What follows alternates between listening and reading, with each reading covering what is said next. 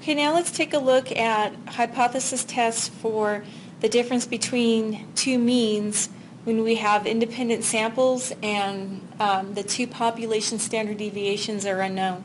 So let's take a look at this number 14. A magazine claims that the mean amount spent by a customer at Burger Stop is greater than the mean amount spent by a customer at Fry World. The results for the samples of customer transaction for the two fast food restaurants are shown at the left. At alpha equal 0.05, can you support the magazine's claim? Assume the population variances are equal. Okay, so for this example, we're going to get the test statistic and p-value completely using technology. As you recall, the test statistic formula is a bit complicated, and depending whether or not we have to pull the variances, the test statistic is going to be slightly different. When we pull the variances, when the variances are assumed to be equal, then you get a better estimate of the standard deviation.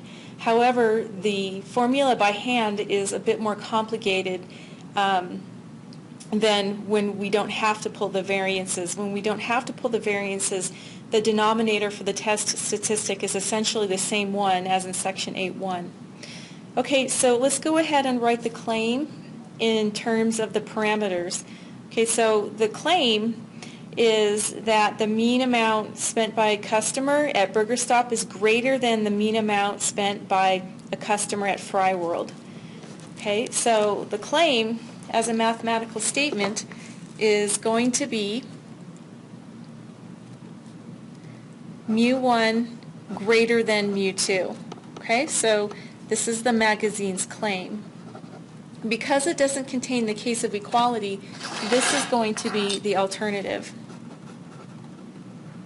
Okay, so this necessarily makes the null hypothesis H sub 0 is mu1 less than or equal to mu2. Okay, so we need our sample information to input into the calculator. Okay, so here's the sample information summarized in the table in the margin.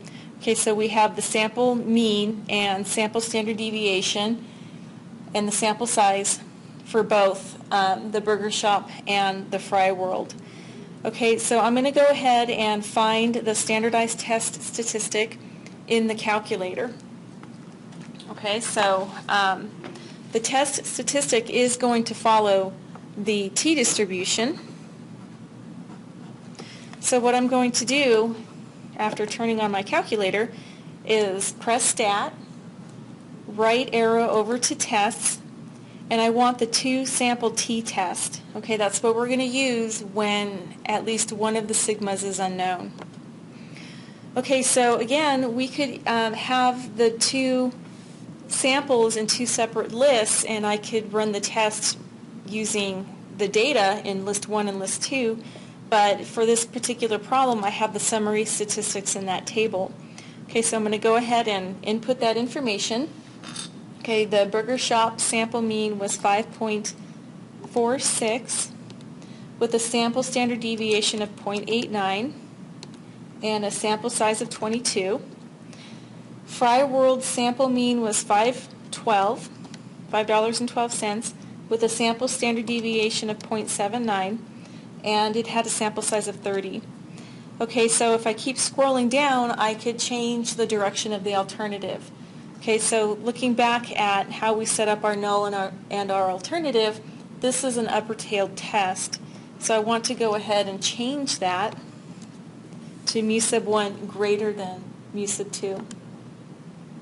Okay? Okay, so I want to tell the calculator whether or not I'm going to pull the variances. Okay, and in this situation, since we're told to assume that the variances are equal, I do want to pull them. So I'm going to scroll over to yes and press enter.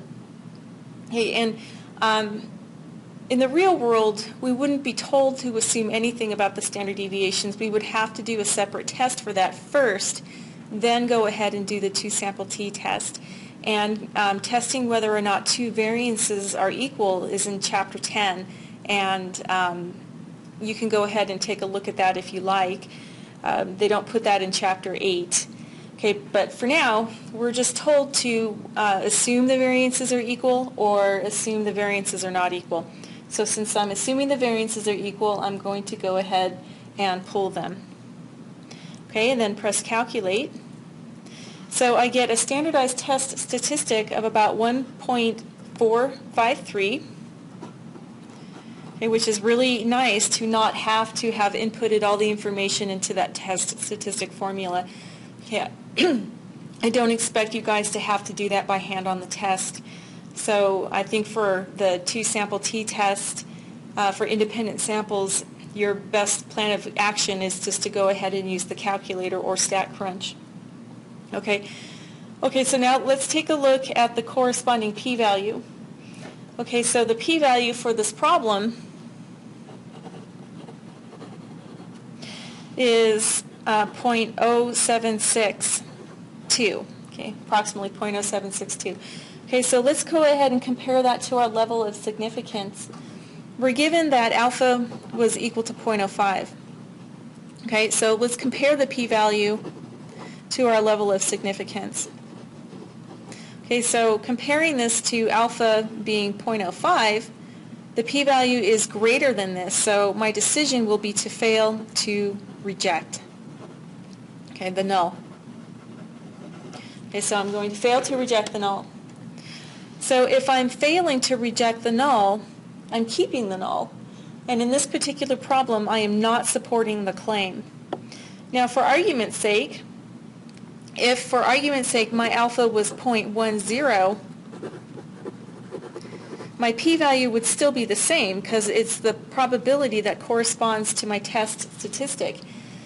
But if this problem asks for a level of significance of 0.10, 0.0762 is less than or equal to that. So in this particular case, I would reject the null. So I hope this shows you that it is important to state your level of significance in addition to your p-value so that the reader can make the decision for himself or herself whether or not this is a significant conclusion. Okay, but we're going to stick with the level of significance as stated in the problem. Okay, so our decision for this problem is to fail to reject the null and conclude that the claim is not supported because the claim is the null and we're failing to reject it. We can go ahead and find the critical value. Okay, we just use the p-value method to make the decision.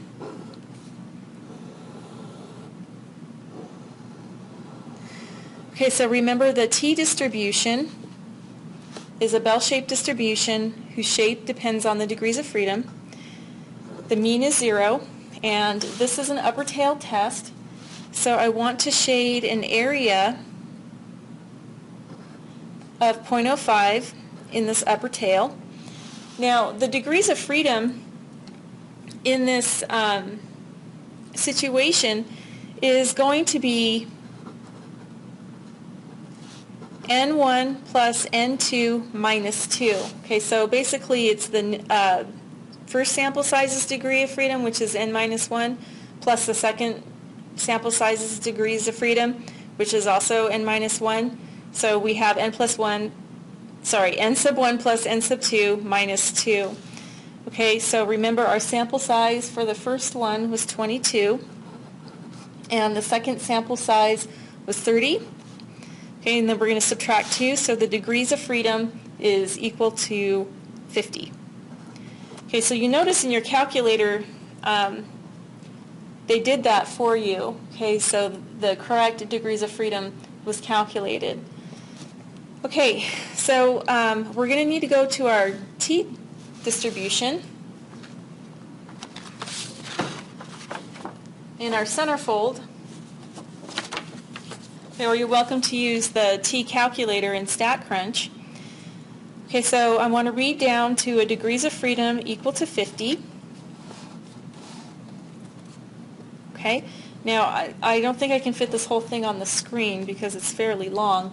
Okay, so I'm going to read across 50 degrees of freedom, and then I want 0.05 area in one tail.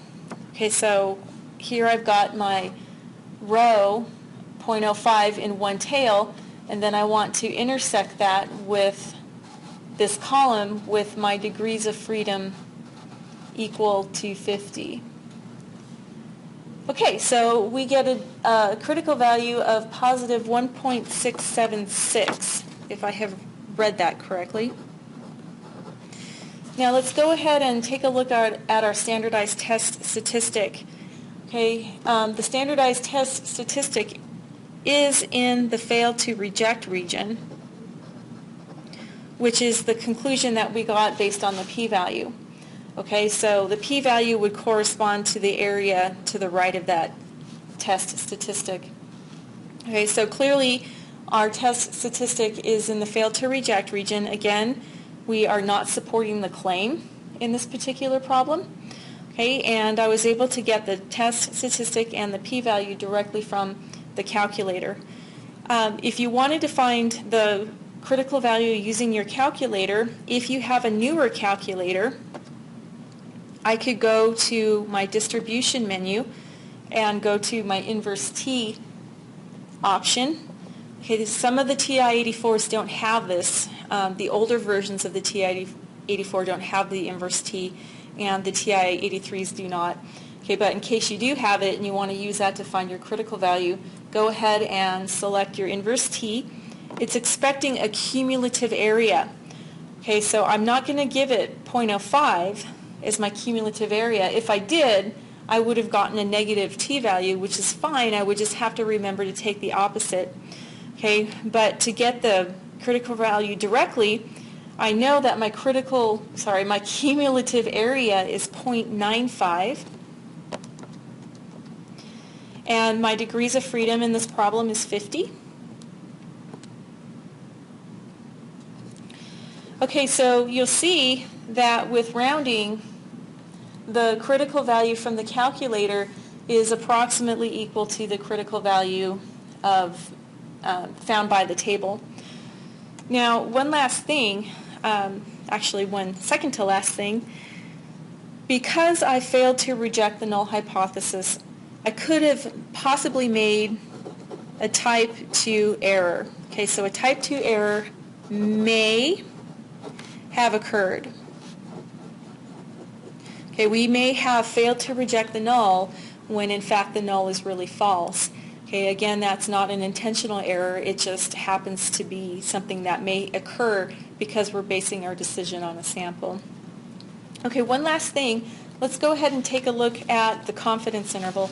Now, I don't ask for the confidence interval for your Chapter 8 lab. Okay, but we're going to go ahead and take a look at how it would connect with the hypothesis test. Okay, so if our level of significance is 0.05, we would find a 95% confidence interval. Okay, so this is a built-in one in the calculator. Okay, there is the formula given in the book in Extending the Basics, and you're welcome to take a look at that. But I think it would be a lot quicker just to go ahead and go to Stat, right arrow over to Tests, and I want the two sample t interval. Okay, so if I select that, it should carry over my sample information from the problem. Okay, I want to change my level of confidence. And again, it's going to ask me whether or not I want to pull the variances. Okay, so, or pull the standard deviations. So I want to keep it at yes because I'm told to assume the variances are equal.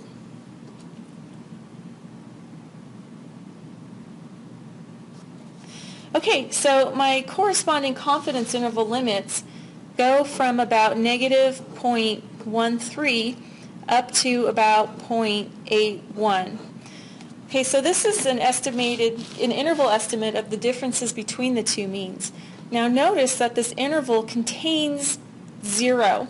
So in other words, if I were to move mu2 over to the other side by subtraction, this would be 0 on this side.